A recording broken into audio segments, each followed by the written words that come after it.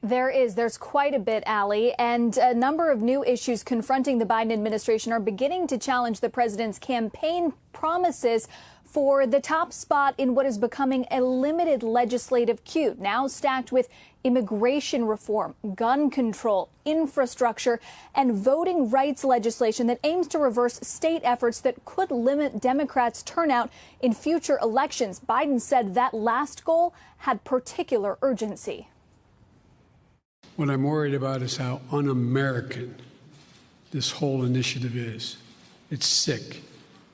It's sick. Deciding in some states that you cannot bring water to people standing in line, waiting to vote. Deciding that you're going to end voting at 5 o'clock when working people are just getting off work.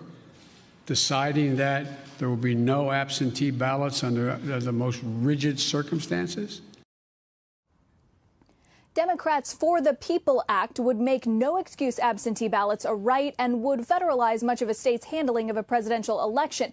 It stands no chance in the Senate, where it needs support from 60 senators to override the minority's veto power and move past debate, otherwise known as the filibuster. The number of times senators have filed to hold up a bill reached a record last Congress. Mr. Biden had suggested reforming that process to make it harder. Today, he said he'd go beyond reform if there's complete lockdown, but declined to say how far he'd go. It's been abused from the time it came into being by an extreme way in the last 20 years. Let's deal with the abuse first.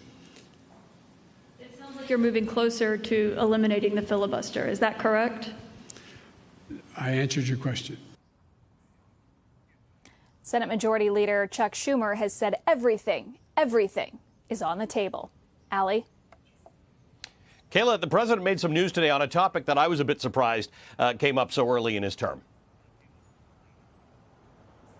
He did. He was asked multiple times, Allie, whether he intended to run for re-election in 2024. This in the wake of a book that has new revelations that he originally floated to his advisors, being a one-term candidate. They advised him against that. But today he said he does plan to run, said he expected to have the vice president on his ticket. And when asked why he hadn't set up a re-elect effort as his predecessor had, he said, "My predecessor needed to."